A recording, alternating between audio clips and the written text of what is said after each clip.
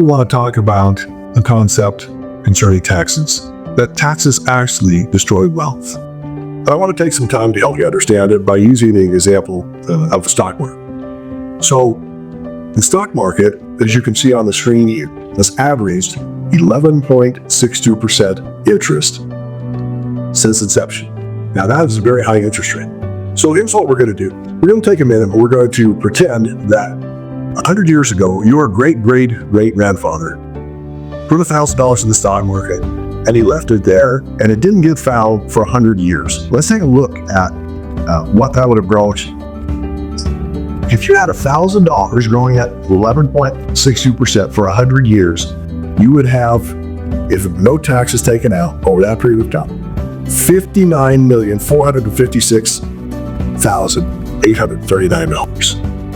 That is an incredible sum. But the reality is that in the world that we live in, we have taxes. So we're going to apply a tax bracket. And let's, for illustration purposes, use a 30% tax bracket. For the 30% tax bracket, you can see this column here is the taxes that are being taken. Okay, starts out at 35, then 38. And so let's go all the way down here to the bottom and see what's in the account after taxes. Before we had $59 million. After taxes, we have $2,490,158. That is about a $57 million loss. Now, in order to understand what really happened, we have to take a look at how taxes were applied to this, and we can see that with a 30% tax bracket, the first year the earnings were $116, so 30% of that is $35. Next year is $38, then for you all.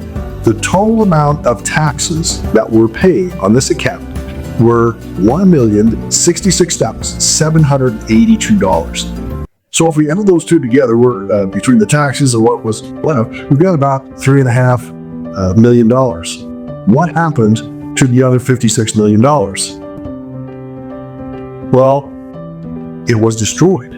It actually never existed. It never came into existence because every year we took taxes out of this account. And because we took taxes out of the account, those taxes could not earn interest, so they could not grow.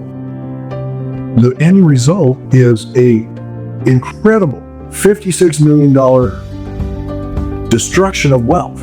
It's gone. It never existed because there was taxation. Now, if we could taxes to maybe 20%, look what happens. Now there's $7 million in the account. We went from 2.4 million, almost 2.5 million, to over $7 million. Now, what's interesting is the government got $1,066,000 before. Now they get $1.8 million. So when taxes are lower, the government gets more money and we get more. And so what we're trying to help people understand is taxes destroy wealth, and anytime we can reduce or eliminate taxation, is more wealth that ends up accruing to our account and not with somebody else's. So it's important that we focus on identifying where we can reduce or eliminate taxes.